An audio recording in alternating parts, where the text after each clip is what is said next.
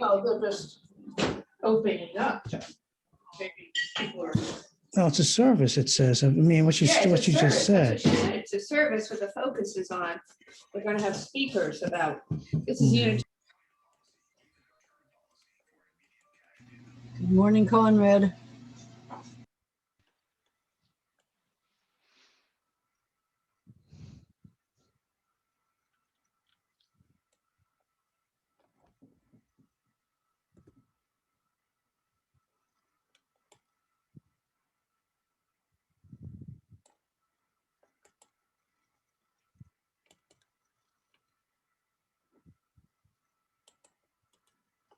Morning, John.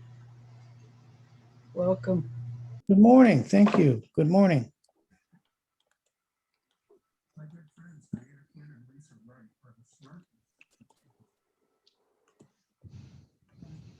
Hey, John. Hi, Kathy. Hi, neighbor. Yay.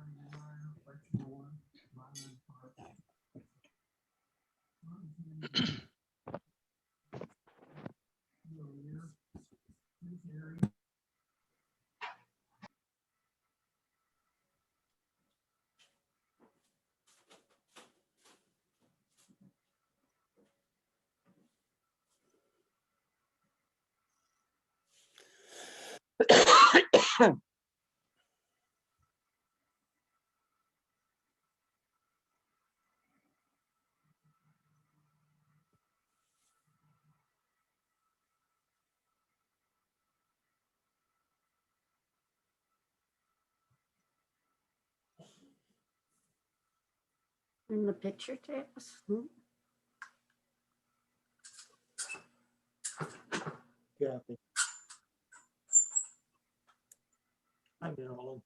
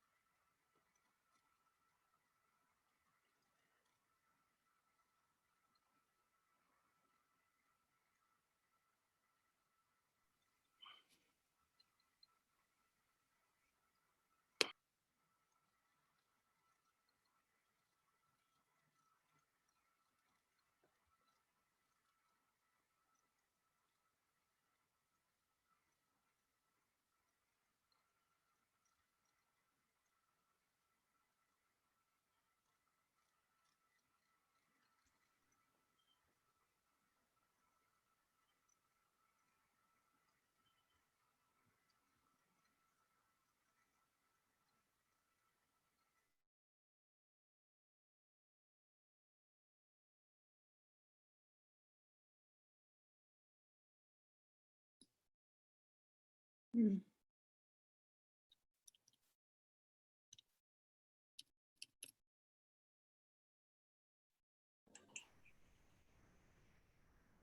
Hmm.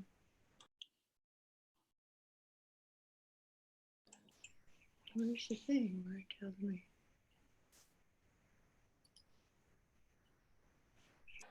All right. Everyone, good morning. I believe we've all been muted, and now we will have our music director, David Chapman, play Green Greens from Kirby's Dreamland by Jun Ishikawa.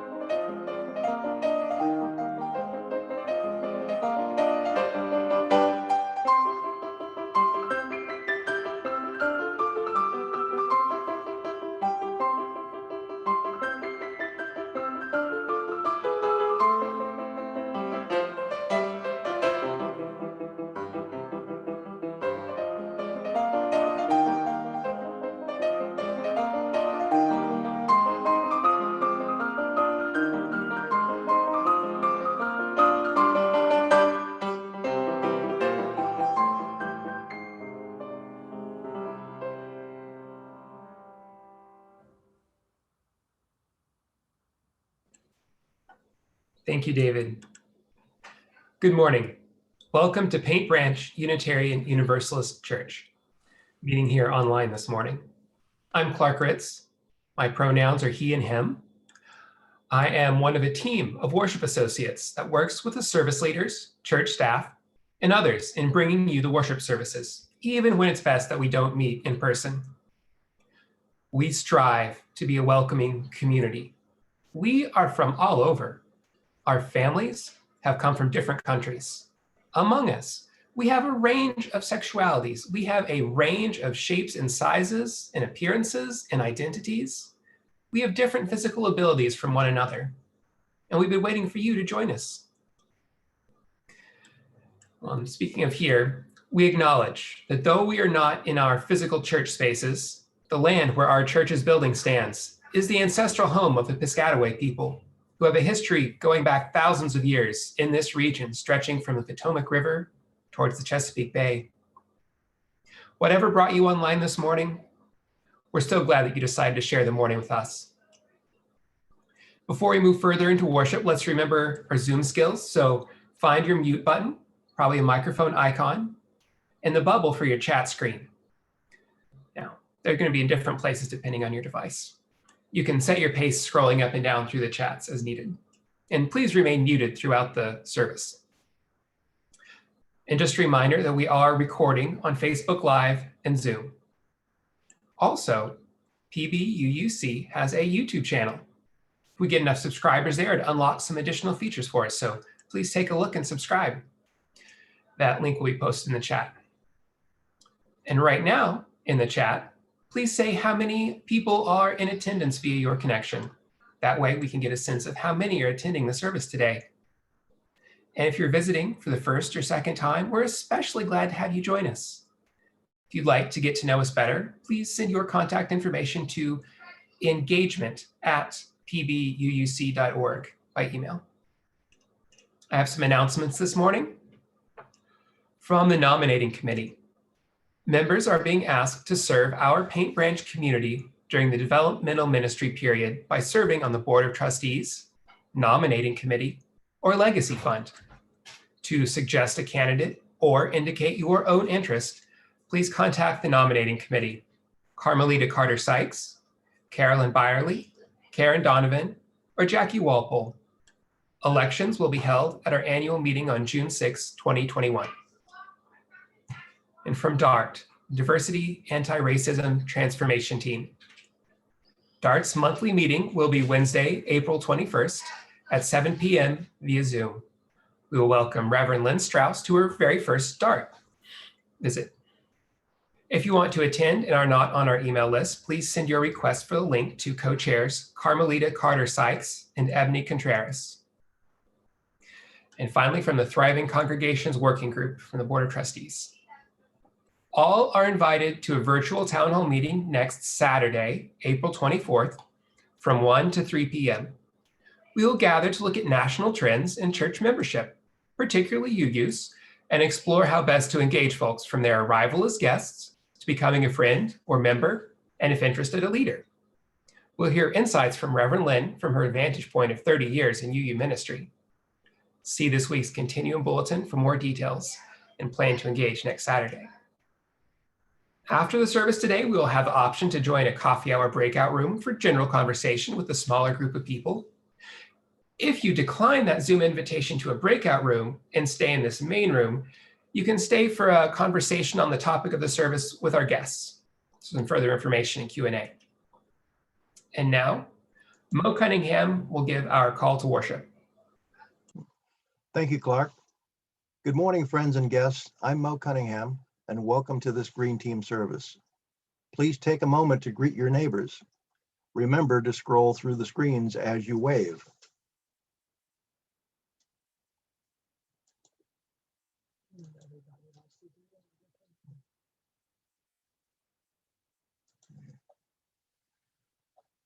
Thank you.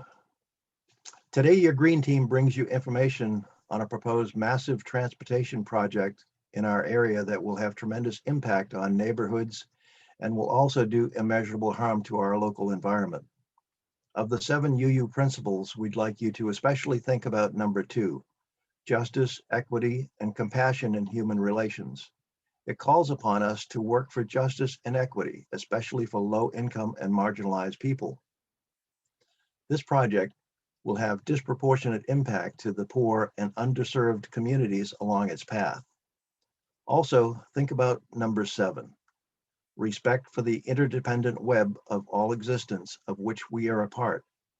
The SC Maglev project will do irreparable harm to pristine wetlands and wildlife sanctuaries in its path.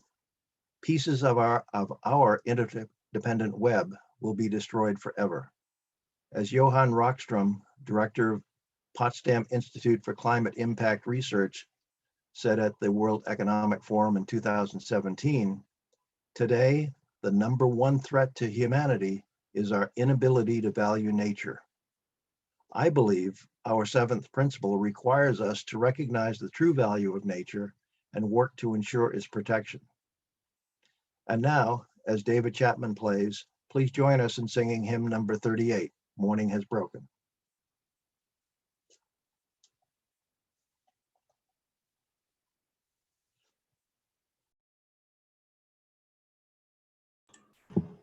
Oh, you are muted, David.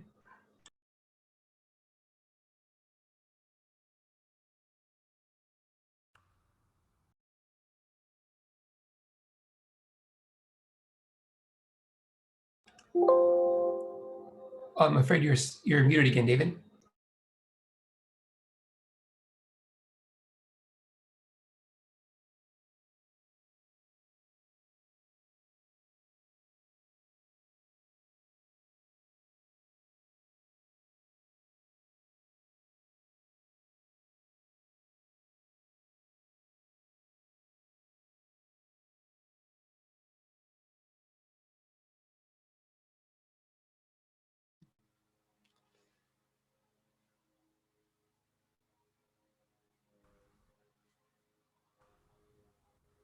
There.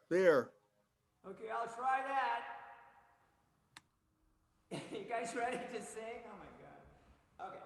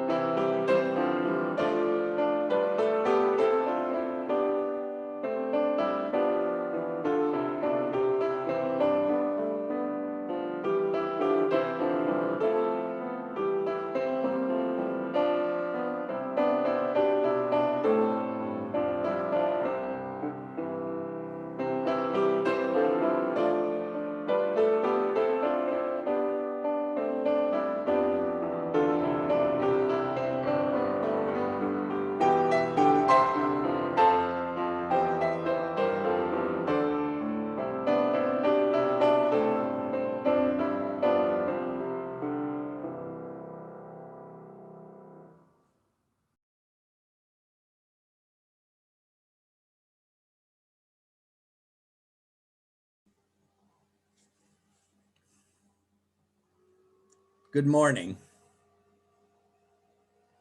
My name is Will Snyder, and I'm here to light the chalice this morning. This is a beautiful chalice made by Jerry Holloway, a paint brancher and a greenbelter. And I light the chalice this morning to celebrate Earth Day and shine a symbolic light on the information provided by dedicated citizen activists opposing the dangerous maglev train project, a destructive boondoggle. Well, we're not getting, I don't know what's going on here. I don't think. Are you ready for me? There we go. Good morning. My name is Will Snyder, and I'm here to light the chalice this morning to celebrate Earth Day and shine a light on the dedicated citizen activists opposing the dangerous maglev train, a destructive boondoggle that exemplifies the many threats to our land and our communities.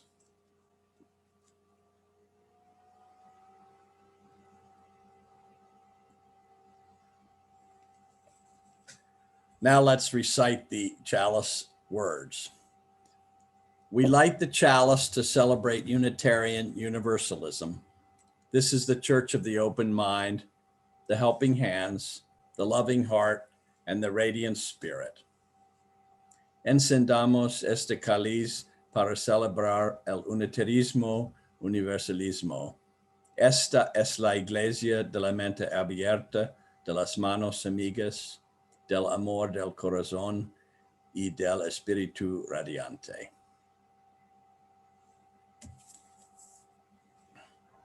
Good morning, my good people. I'm Chris McCann, your religious educator. Funny you don't get to see. We gather this morning after another week of violence in our country. A mass shooting in Indiana, leaving 8 dead, plus the shooter. Public outcry in Minnesota after the police killing of Dante Wright, and in Chicago after the police killing of Adam Toledo. Outcry that is met with more police force and violence. Let us hold each other and those at risk, those in pain and grief, with a moment of silence.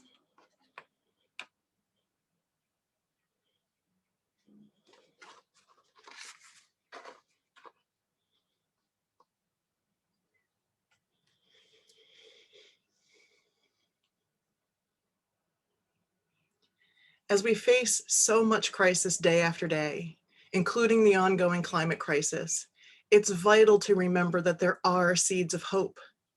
Often these seeds are held in the hand of a child. Today, let that child be Walter Darlington Almala.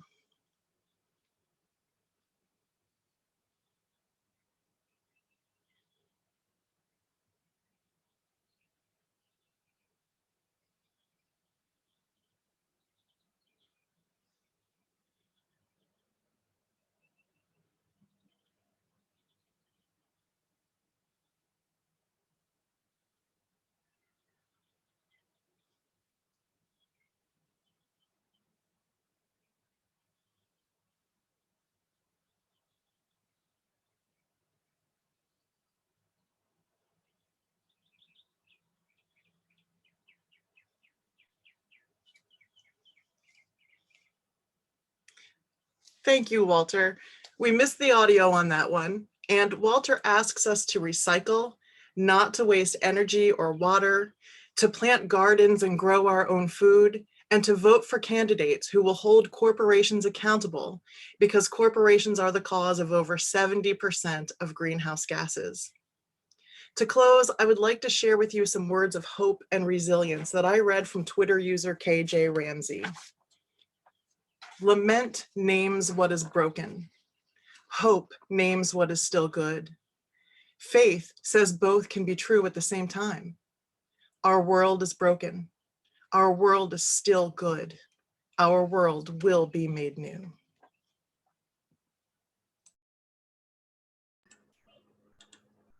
Thank you, Chris, and thank you, Walter. I am going to talk about my faith and what I believe. I'm a Unitarian Universalist, of course, and That tells you something about the principles I try to live by. But we can be UUs and share these principles all while believing a lot of different things from one another. I'm going to tell you why my particular beliefs led me here today to be part of this, my third Earth Day service in a row. So what do I believe? I am an atheist and a humanist. I do not believe that there are any higher powers shaping our world. I do believe that we, us human beings, are the ones who can shape our world. And on top of that, because I think that we're all we've got, I believe that we have a responsibility to use the powers we have to shape our world for the better, for each other. That right there gets me to most of our UU principles. When it comes to traditional big questions like, what's the meaning of life? Why are we here? I don't much care, to be honest. I don't believe in an afterlife for me. I do believe in the lives that come after me. I believe that we're all connected through this interdependent web that our seventh UU principle talks about. Frankly, that's an empirical, measurable fact, true whether you believe it or not. And that's why I'm glad to be part of the Earth Day service. We have a religious service today about a very specific, very worldly issue. What's religious about some train tracks, you might ask? Well, I can say that for me, at least, taking an interest in these worldly matters is very much a matter of faith. And because my idea of an afterlife is the lives after me, I'm particularly concerned about the quality of the earth that I leave behind. I switch off the lights when I leave a room. I think about minimizing car trips. I walk rather than drive when I can. I take metro when we're not in the middle of a pandemic. And I try not to be wasteful. But these big environmental decisions that our governments make can have a much bigger impact, for good or ill, than my individual contributions. So I'm glad to be here today to hear what our guests have to tell us and to learn about one of these big decisions coming up. I believe that being engaged in these worldly affairs is a matter of faith. I believe that it's our responsibility to make the earth a better place to live. I believe that we UUs can be proud of our diverse faiths and our shared principles, and I believe we should be inspired by them to act in this world that we share. We will now have a video for hymn 163, For the World Forever Turning.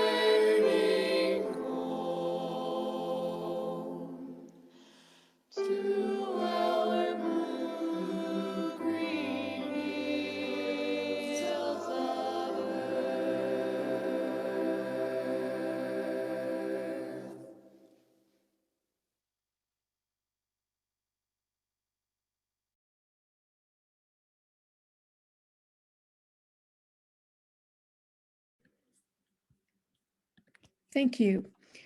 Good morning. My name is Kathy Bartolomeo.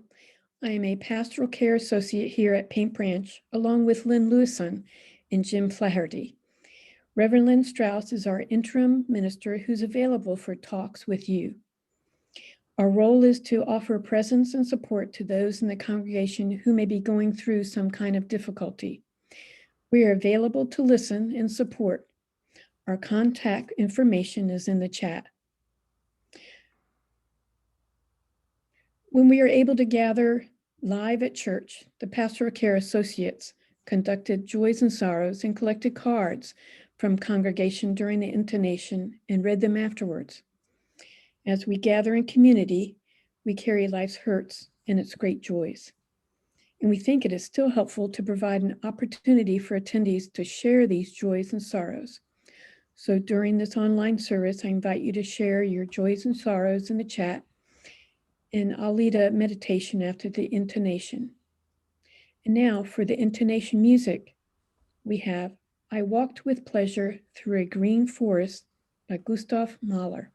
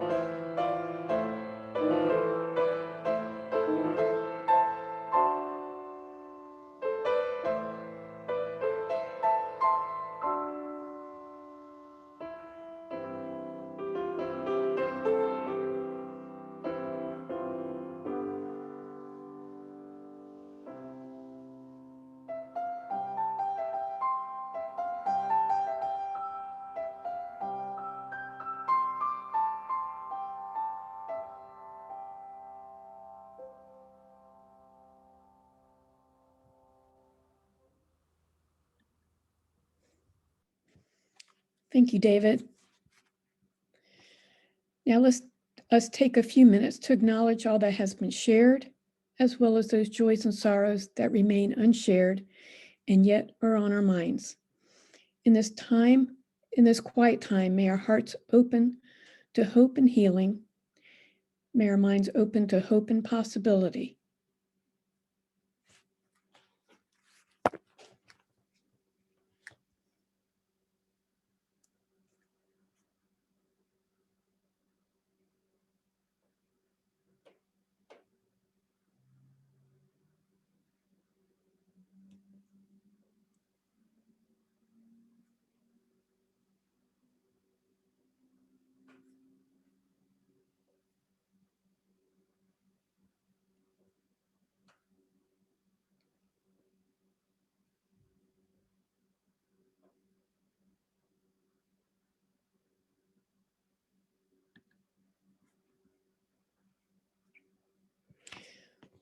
May we hold all these and one another in love and kindness so that this congregation may be a source of strength and comfort, courage and hope in the days and weeks ahead. At this time, I'd like to introduce Brian Almquist today. He and his wife, Donna, are the organizers of Greenbelt Advocates for Environmental and Social Justice. They have been opposing the Maglev for many years and advocating for the no-build option. Welcome, Brian.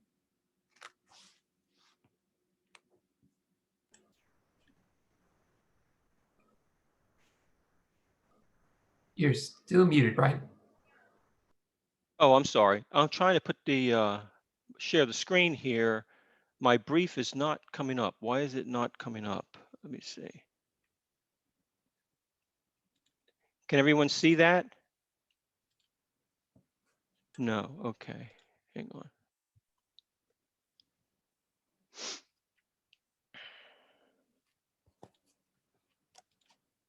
Okay, here we go.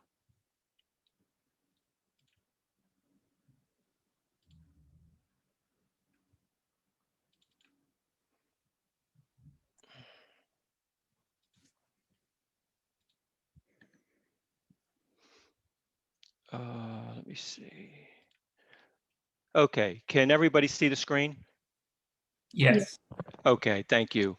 Yes, so I'm Brian Almquist from Greenbelt Advocates for Environmental and Social Justice. So I want to start off just making a couple points on this slide. First of all, as Kathy's already mentioned, we do support the no-build alternative.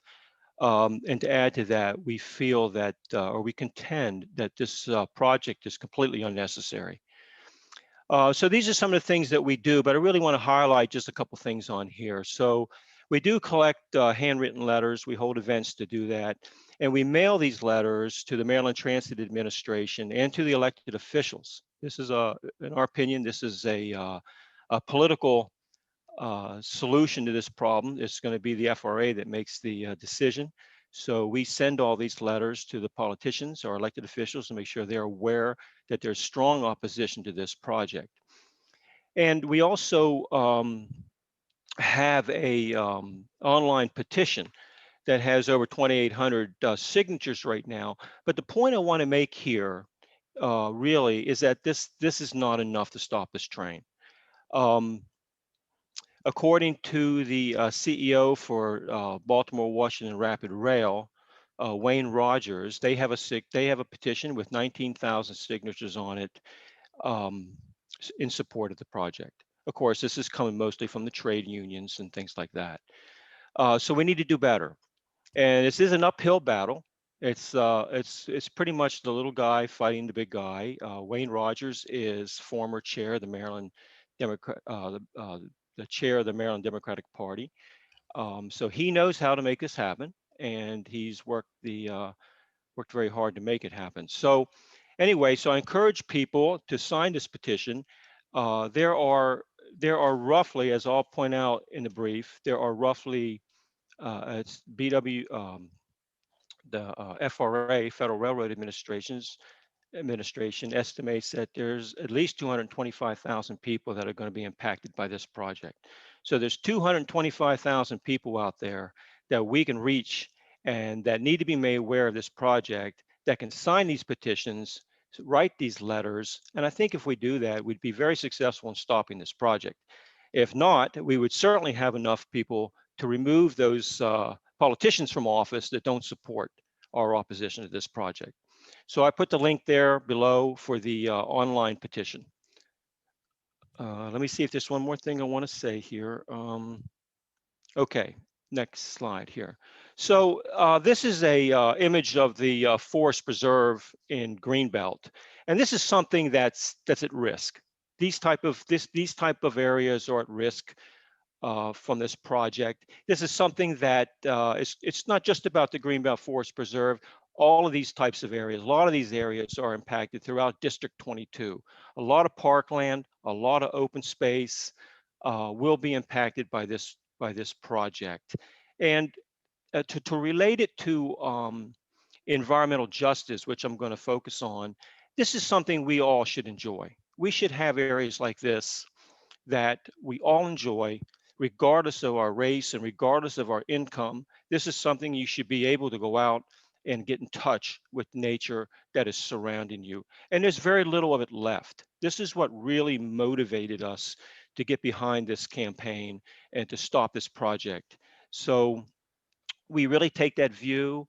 In a sense, we like to look at it as, you know, we're all equal in sharing this type of environment. We step into this environment like you see here. It just makes you feel at ease, and we don't want to lose it. So we're going to fight very hard to keep this. Next slide. Okay, so I put together a slide here just as some background, which I simplified. I took out of some previous briefs that I have with a little more information, but because I think most people know most of the background here. And I'm relying here on the final alternatives report from November 2018. I didn't see a reason to change things just to make these points. So this is a 15-minute trip service between Baltimore and Washington. Okay, you know, it saved you 10 minutes, 15 minutes. I really don't see any need for this project. There are two build alternatives and the no build alternative.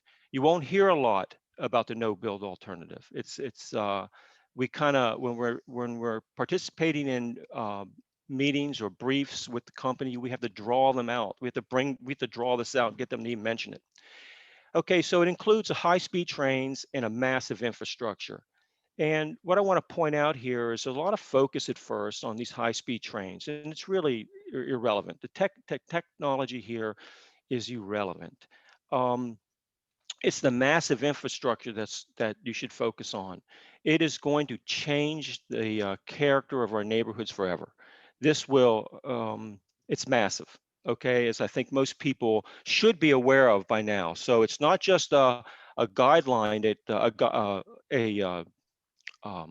guideway that's going to go through our communities, all through District 22, up through Anne Arundel County.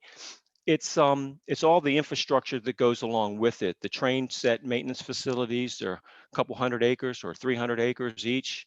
6 to 9 trains per hour coming through your community. They will be noisy. There will be an impact to this from this project.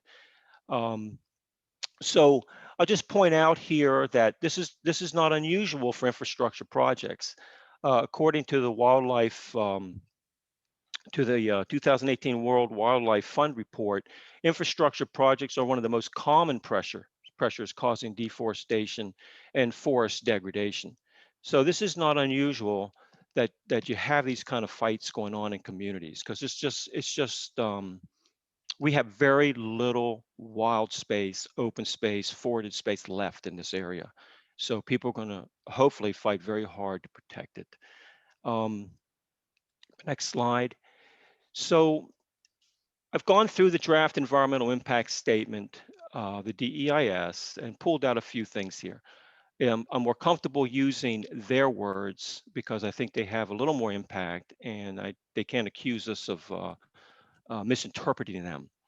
But I want to point out what environmental justice refers to. It refers to the equitable treatment. Excuse me for a minute. Equitable treatment and meaningful involvement of all people.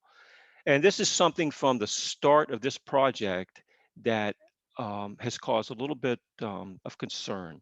When the notifications came out in 2015, 2016, as I understand it, we've looked at the map that was provided by Citizens Against the Superconducting Maglev. It looks like there's a big gap in the notifications. Most of the notifications of this project and the scheduling of the open houses by the Federal Railroad Administration were in Washington, D.C., they were in Baltimore area, and there was an open house, I believe, in Bowie, but there were no open houses in District 22. So people in District 22 remained unaware of this project for quite some time.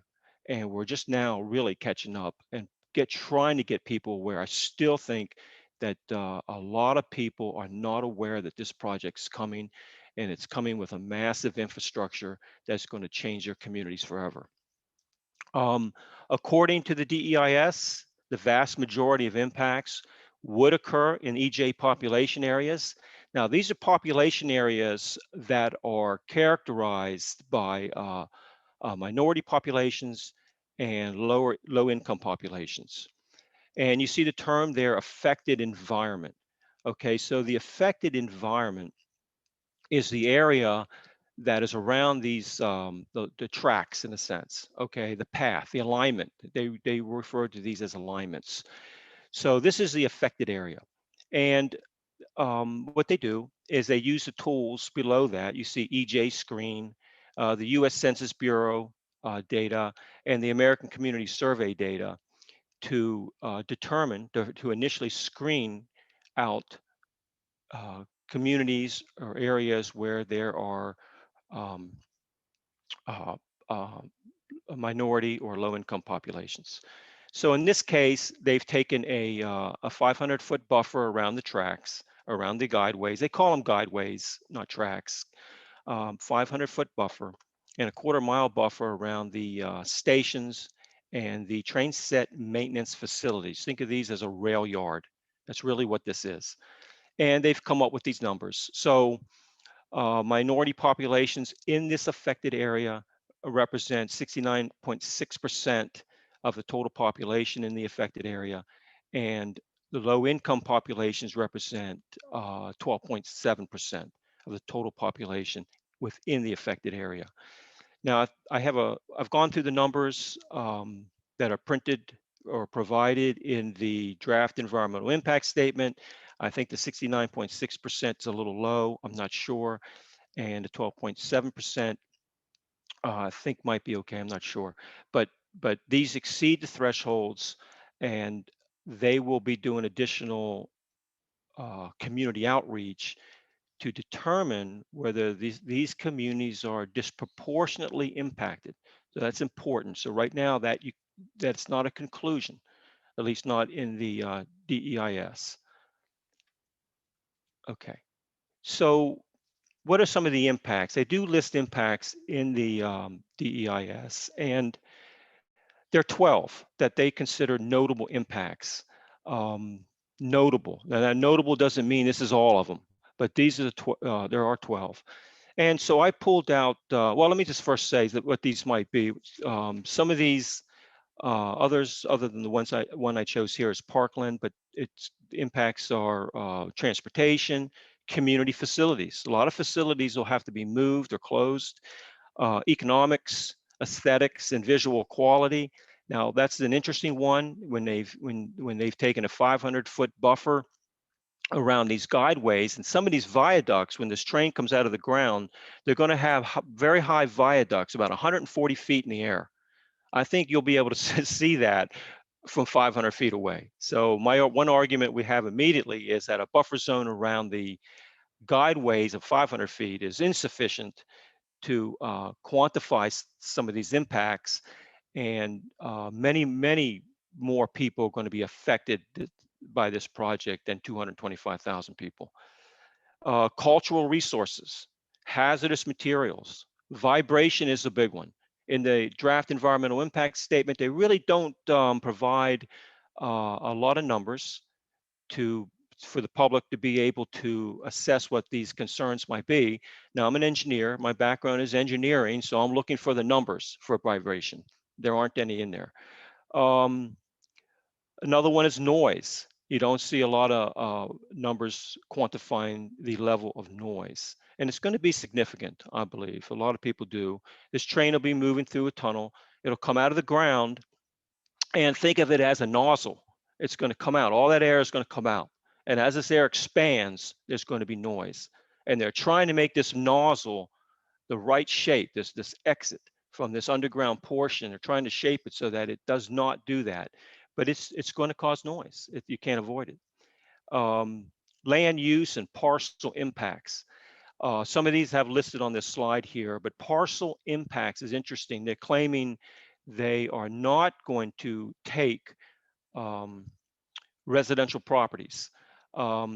It's not clear Certainly in some of the previous documents, like the final alternatives report, they did have in the appendix some properties they thought could be taken through eminent domain, but maybe now they've changed that. I haven't looked. So we're still digging through this document. It's a huge document, the draft environmental impact statement. So there's a lot of details in there, but you have to read it. Information has come out slowly. With each new document, there's new information that comes out, and you have to go back and you have to dig through there and see how they arrive at their conclusions. So, but one point here, so I did choose out of the 12 notable impacts, parkland. So 14 parks are going to be impacted. 12 of these parks are in the EJ populations. So they're really hitting the green space hard. And it's probably a natural tendency for them because they want to avoid homes. But we value our parks and we value our open space and our forested lands. We do not want them impacted. And we're going to fight very hard to protect them again. Some of these areas are of national significance. And one of them is the Patuxent Research Refuge, close to Greenbelt here. And what I want to comment on this here is that these are properties. You know, it's like they say these are agents, the federal agencies administer these and administers these properties, like the National Park Service, etc. These properties are bought with our tax dollars. These are just as important to us as our homes. This is very important that people recognize that these are ours. These aren't bargaining chips for politicians. Okay, so our money has gone to fund these projects. I mean, these areas such as the refuge, and they are for the public's enjoyment. Okay, and also they have a significance of their own, and this is an issue that Dawn and I are very serious about. We feel that these areas have standing of their own. Okay, so it's very important to protect them. But the last bullet there are impacts to the Maryland City Park and the Greenbelt Forest Preserve. Both of these are in EJ populations. So again, EJ populations refer to those that exceed the threshold for minority populations and low income populations. And these thresholds are set by the Federal Railroad Administration using guidance from other documents. Let me go next slide. Okay, so what's next? So again, like I said, it seems like a never-ending process here. The Federal Railroad Administration will conduct a disproportionality analysis. As far as I can tell, what this means is they're going to go out to the communities to gather more information. At least this is the methodology they're going to use. Not sure what that means. Not sure what changes when they do that, but it will be reported in the final environmental impact statement. So this is an important step that we all have to kind of wait and see. But what I really wanted to say on this slide is there are two key words on this slide: mitigation and benefits. And this is where this is where we're going to have to deal with these things as activists trying to stop this project. That the FRA will want to mitigate. So most of these things that have impact, they'll mitigate. They'll try to mitigate the noise, they'll mitigate the vibration, all of this. And we have to deal with it and counter it. So this is very important. It's a key word. And mitigation means to lessen the impact. Okay, doesn't mean eliminate it. It means to lessen it. So we want to be very aware of what they're proposing to do here. The second one is benefits. Now, I didn't see this. This hasn't come up before. This finally came up in the DEIS. They can offset some of the impacts by comparing them to the benefits gained from the project. Of course, our view is that there are no benefits, and what the company is hanging their hat on, so to speak, is that there are jobs here.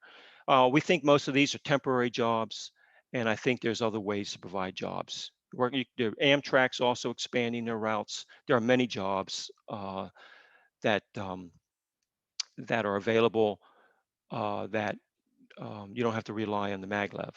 So anyway, so be aware of that. Mitigation and benefits are very key words, very important words. So I'll wrap up with this this last slide here, which I think is important. There are better options for Maryland.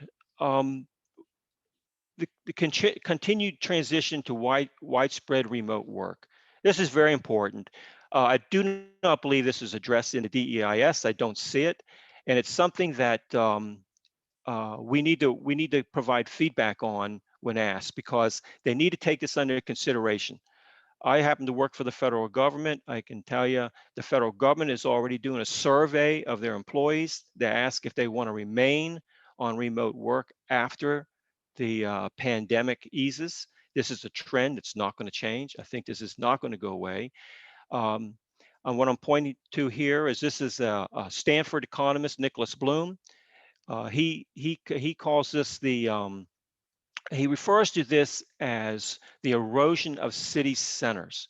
I mean, how it's perfectly worded here for this project. Washington, D.C. and go into Baltimore. These are two city centers that are relying on people working, living and working and traveling using the high-speed maglev.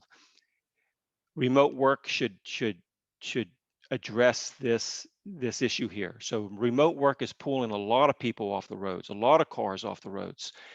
I believe in their analysis, maglev folks are saying they're going to pull 9 to 12% of the vehicles off the roads. I think you could probably see more than that just from remote work. People are not going to go back to the offices. Federal government, for example, one of the largest employers in this region, is not going to rent space when they can have expensive space, expensive real estate, when they can have people work remotely from home. So cars will be coming off the road. We believe they should upgrade mass transit systems. The maglev, it doesn't get get people to where they need to go. Okay, you start in Washington, D.C., you got one stop at the airport and then Baltimore. It doesn't get you anywhere in between. So it's not going to reduce automobile traffic or reduce congestion and greenhouse gas emissions, because you're not taking people where they need to go. We think there should be more funds on investment in protecting our environment, and which improves our quality of life. Again, I really want people to focus that the proposed infrastructure is massive and it's completely unnecessary. That's something we're very serious about. We encourage people when we submit these letters, handwritten letters, that they include as a comment. Also, we should be promoting energy efficient transportation. This project is going to consume large amounts of energy to transport a relatively small number of riders. We don't believe there'll be a large ridership here. Also, the construction of the infrastructure will produce pollution before they even start transporting riders. There's a lot of concrete to build this infrastructure. It's just a tremendous undertaking. Also, we want to protect Maryland taxpayers. We think the project will become a tax burden on Maryland taxpayers. We will have to subsidize it, because if the ridership numbers aren't there, somebody's got to pay for it, and that'll be, of course, the taxpayers. And the reason you're seeing this project, I believe, is because the company really wants to go from Charlotte to New York City. And this is why they're pushing 311 miles per hour, because that's what they really want to do. It's really not about Maryland. It's not about serving Maryland. It's about going from New York City to Charlotte. And then the last bullet there, we really want our leadership, our elected officials, to preserve the character, help us preserve the character of our neighborhoods. This project will forever change the character of our communities. And I go and I talk to people, Dawn and I, we talk to people, we've gone to other churches, for example, and given talks. And in some of these communities, some of these people have been in their homes for over 40 years. And you can see the pain in their faces when they start to talk about this. So anyway, it's very important. It's the human impact that needs to be brought to the forefront. And that's my last slide.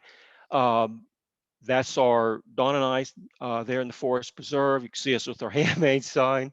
And anyway, so we have some fighting to do yet. We still have a lot to do. We need to get the petition numbers up, the letter writing up. All of these numbers are important because they are reported in the documentation for the Federal Railroad Administration.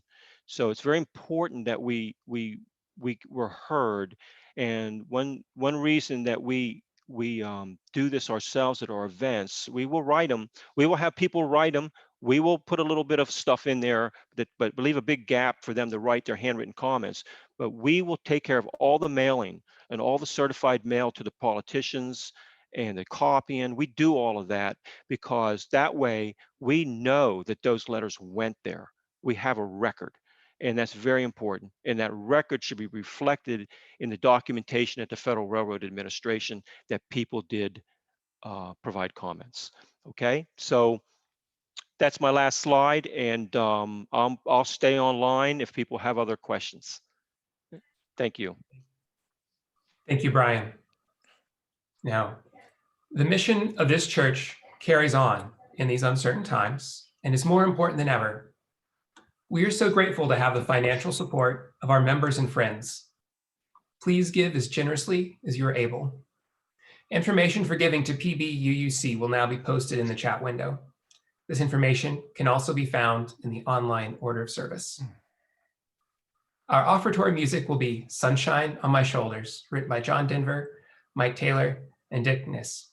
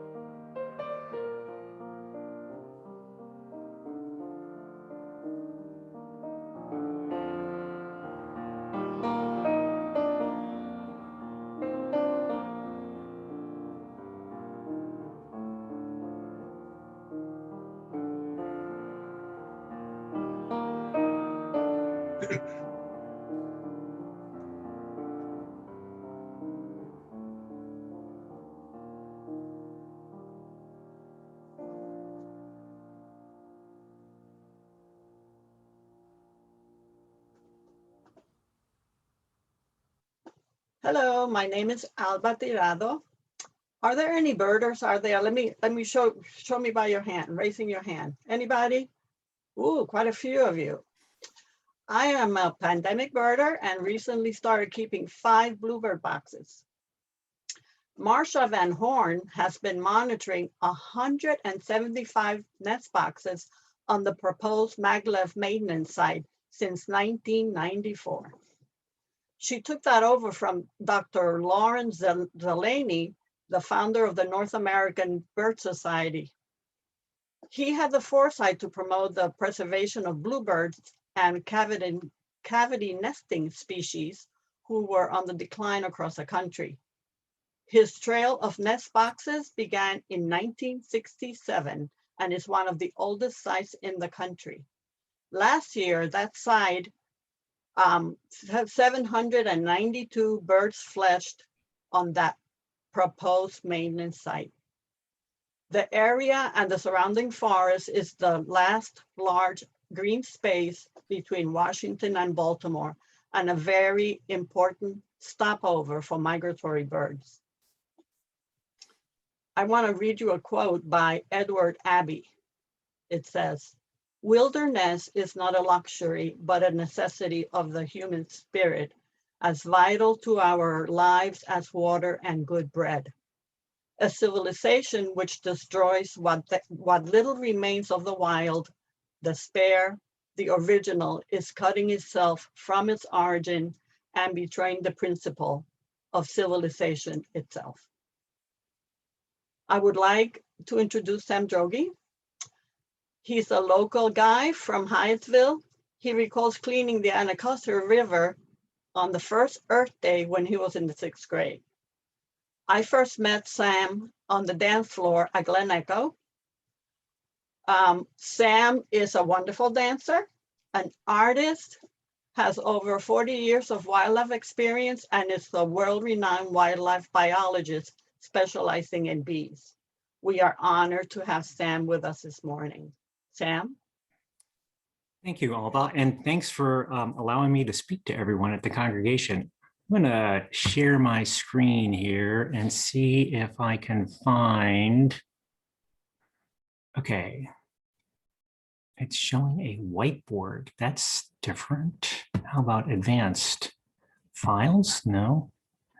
Basic. Maybe I'm clicking the share screen, but it is not showing. It's just showing a whiteboard. Interesting. Instead of I'm going to click on whiteboard, but why would I have a whiteboard? I don't even know what a whiteboard is. All right, let me try this again. I'm turning it off. I'm clicking share screen. There's the whiteboard again. Have you been made a presenter? Pardon? Have you been made a presenter? I'm not sure. Yes, you should be able to share your screen. Okay, yeah, we were in the, we were last time. Multiple participants can share simultaneously, advanced sharing. Yeah.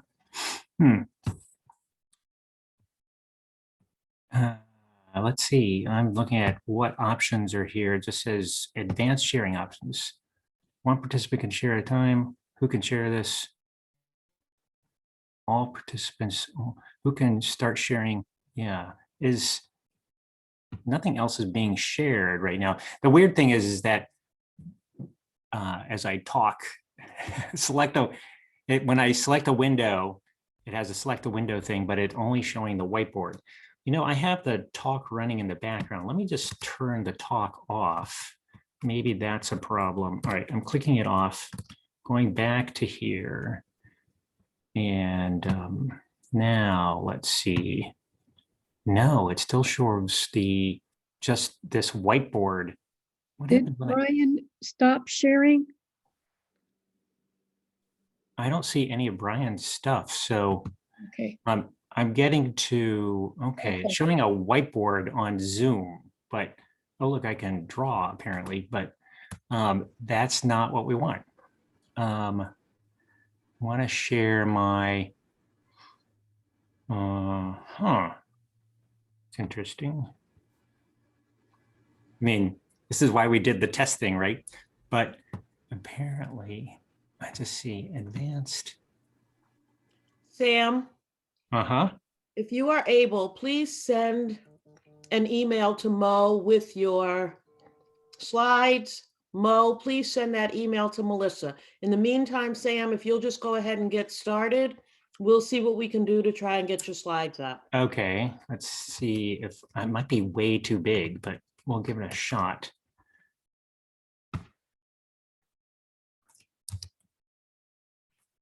There is Mo's thing, and there is subject line, and let's find the file here. Quick access. Paint branch.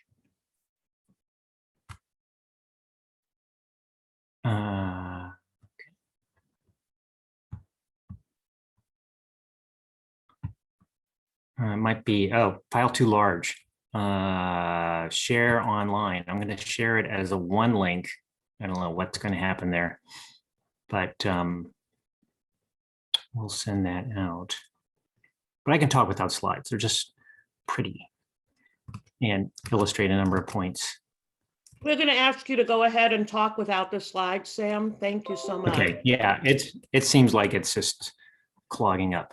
All right, back to Zoom meeting. I have no idea why I'm not still whiteboard. Okay, all right, so big picture. You have a train going from Baltimore to Washington and back. It's mostly underground, except for a section that runs through the areas that Brian mentioned, which are almost all federal properties, conservation properties, and a series of state, county, and local parks. In between, in the underground sections, it also has to come above ground for egress and fire, and they have to have big power stations put in and other kinds of transportation facilities because it's land hungry. Almost every one of those is also in a park within our communities. If we look at the federal lands, then we have to be particularly concerned. So what's going on there?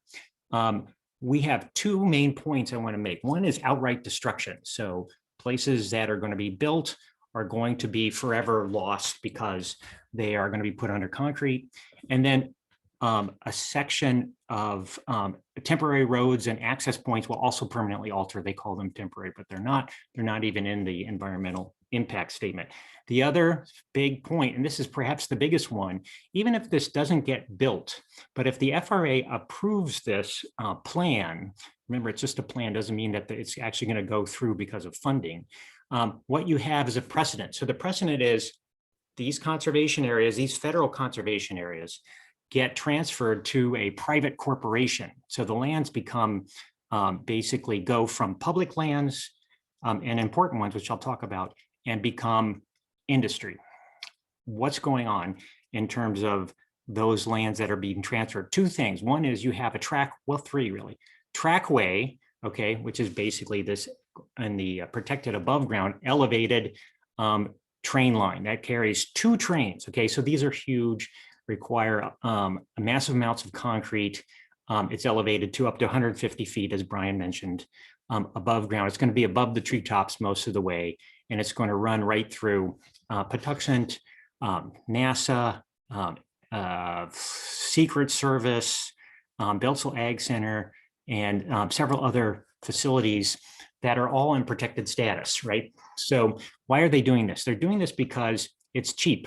And so I should back up and say the other part is they're going to put in a factory and train yard. So it's a 200-acre, mile by a quarter mile, 5 pentagons, if you want to use that illustration, in size, that will take whatever the land is there and scrape it completely down, flatten it because it has to be absolutely flat, put in a factory, a repair center, washing facilities, and a place to stash all these trains that will ultimately be running to New York City. So that is under tons of concrete and gravel. There will be not a stitch of living things there. So it's a problem, right? So that's destruction. You also have an area around these impact zones, and the areas around the impact zones are impacted by a industrialized center, because it brings in invasive species, it creates disruptions to the surrounding plant and animal communities. They no longer function as a whole. So the importance of the research center and the ag centers from a conservation point of view, and I'm really representing the plants and animals there, is this. It's a whole landscape, okay? Things wink in, things wink out, they move around, they have a broad landscape that is no longer available outside. We've developed that area. You don't have bluebirds in most cases within your neighborhoods. Those are almost all gone, and that is not what we would call a high value animal. We love them, they're cool, they exist in these protected areas, but they also exist in farmscapes. At the research centers and the Agricultural Research Center and Patuxent, you have globally rare species that aren't going to show up ever in the surrounding community. So there's been recent papers, for example, identifying Patuxent as the most biodiverse spot in North America for housing plants that are important to agricultural crops. In other words, they're the progenitors of everything we eat. We need them because they still store all this genetic diversity. So we can go on and on. Almost everything that was here pre-colonial times is still here. We lost a couple big things, no bison, for example, no wolves, but a lot of the rest remains, and you have to keep the landscape as a whole. So you can't start pulling this away. The problem is, if you give this section away, you could theoretically make an argument, well, compared to all the other land, that's not a big deal, but you can only do that so many times before you greatly impact it, and you're just another industrial area. So in this case, we're not talking about some compatible land use. We're talking about literally something that you would find in downtown Baltimore, in Sparrows Point area, that level. It's absolutely devastation. And I get back to this. The important thing here is that if you do that for the Maglev, even if the Maglev never confronts it, there is now a precedent. So other corporations, I need to put a landfill somewhere. All the trash that we generate got to go somewhere. It's not going in the area right now. Gosh, here's a big empty spot, empty in terms of its use for society, right in the middle of Baltimore and Washington. That's the pressure that area now has. And so the next time we have a much weaker argument to say no to a landfill, like why? If you put in an industrial site, which basically zeroes out everything, I'm going to put in a landfill. I'm going to also zero out anything, and I'll be careful, right? We'll keep all that trash in that one place. There's really no limit to who else could come in there and take that land and make these same kind of arguments. I have nowhere else to put it. So these are our landscapes, as Brian mentioned, and they are recreational opportunities, they're green space, they're lungs, they wash our air, they clean our waters, but additionally, it retains all these plants and animals. So I mentioned them, it has the world's largest list of bee species in North America, that kind of thing. And the reason for some of these things is USDA Beltsville Ag Center is the world's largest agricultural research center. You have an agricultural research center like that because you need lots of land to do lots of different kinds of things. You don't take that away and have a functional research center any longer.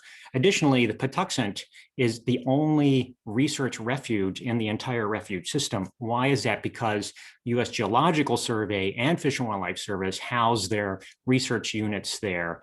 And in combination, you have literally hundreds of publications about the area. You have holotypes, meaning this is where species were first described that are from that spot. You have the best known biodiverse, best measured, best looked at, longest lists, most well-known area for many of these species in the world right here between Baltimore and Washington.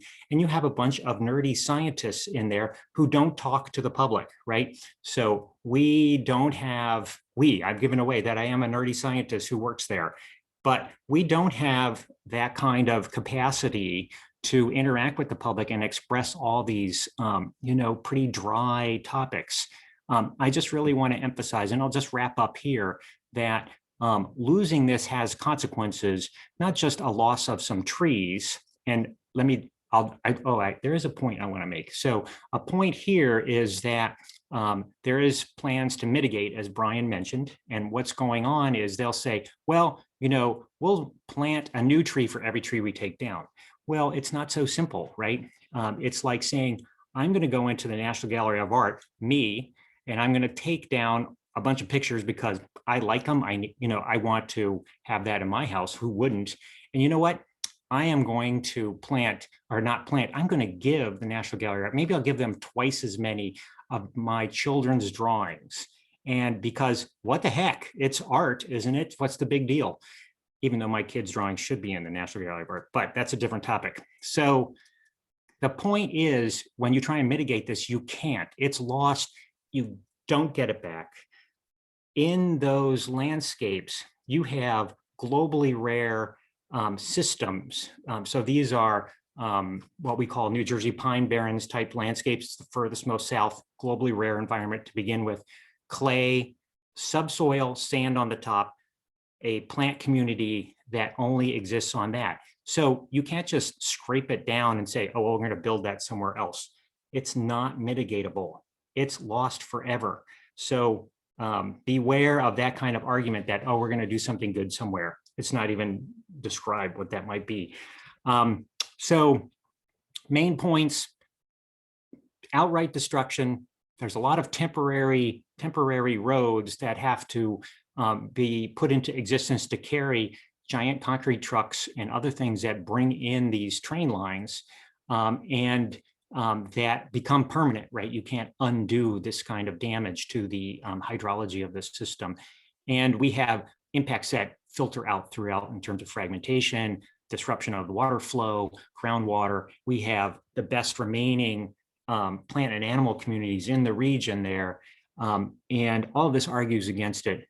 Finally, my point here, my final point to remember is, once you do this, everyone else gets a shot at chopping up that land. And that's it. You don't get it back. It's the last place. Okay, that's all I got. Did pretty good without those slides, but the slides have a lot of pretty things. You can do a Google search on my last name and Maglev, and you'll see that I have a bunch of these pictures that we've taken and the critters that we can show up on Flickr. I'll leave it there. Thank you. Thank you, Sam. We now invite everyone to stay muted, but sing along at home with hymn 1064, Blue Boat Home.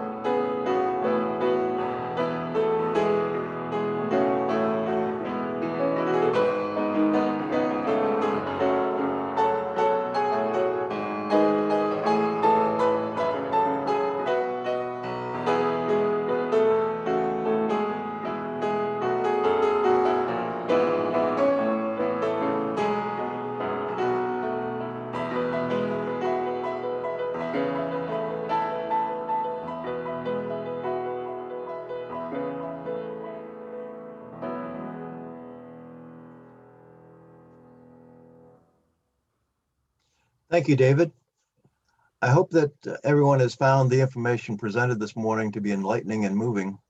We hope that you're moved to help fight against the SC Maglev project.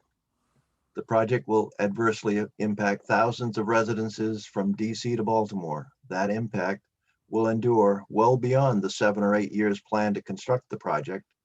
As long as the trains run, residents in the neighborhoods like Cherry Hill will have to contend with the noise, the radon gas, and the crumbling foundation caused by the train-generated vibrations.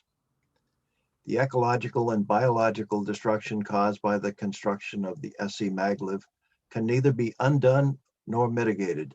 The damage will be permanent. This is an opportunity for us to live our UU principles. We can voice our support for the neighborhoods and the residents in the path of the SC Maglev. We can voice our support for the environment. We can voice our opposition to the SC Maglev. There is still time, but we must act now. We ask you to consider, if not me, then who will stand for justice and our environment? Your voice is important. Immediately after the service, breakout rooms will be available, and our guest speakers and others will be in the main room to answer questions and provide advice on what you can do. Other breakout rooms will be available, but if you wish to remain with the discussion, simply decline going to a different room. As we close, we'd like you to participate in a 2-question poll. The poll will only be on screen for 1 minute, and then we will sing hymn number 123, 20 more, Spirit of Life.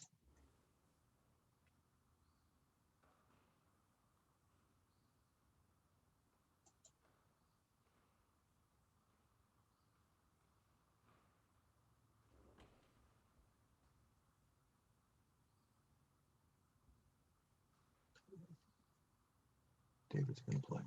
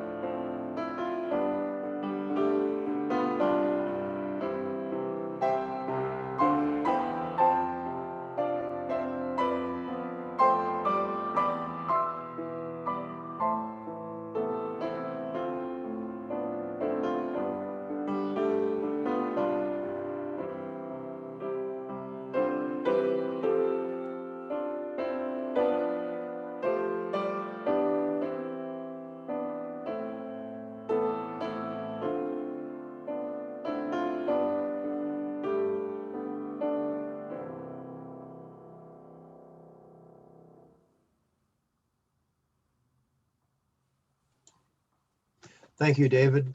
And just to recap the poll, it looks like an overwhelming 92% said yes, PBUUC should speak out on this issue. And then as far as personal involvement, 82% said yes, they will help us. They'll help fight this tragic development. So with that, I'll turn it over to Will Snyder to extinguish the chalice.